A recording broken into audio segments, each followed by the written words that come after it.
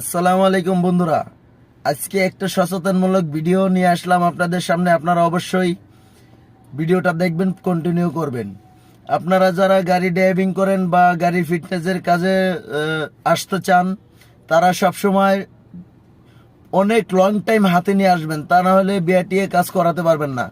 সকাল 9টায় 14 নম্বর সিরিয়াল দিছি, এখন পর্যন্ত 14 নম্বরই আছি, 13 নম্বরের দেখা মিলে নাই। তাই বলবো বন্ধুরা, আপনারা যে যেখানেই আছেন, যারা গাড়ি ফিটনেস করতে আসবেন, তারা অবশ্যই অনেক লং টাইম হাতে নিয়ে আসবেন, তাছাড়া এই গাড়ি ফিটনেস করানো সম্ভব না।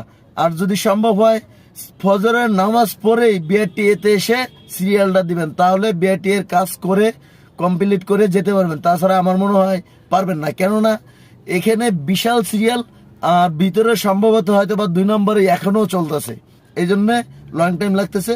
এই জন্য বলবো কি ভাই, আপনারা সবাই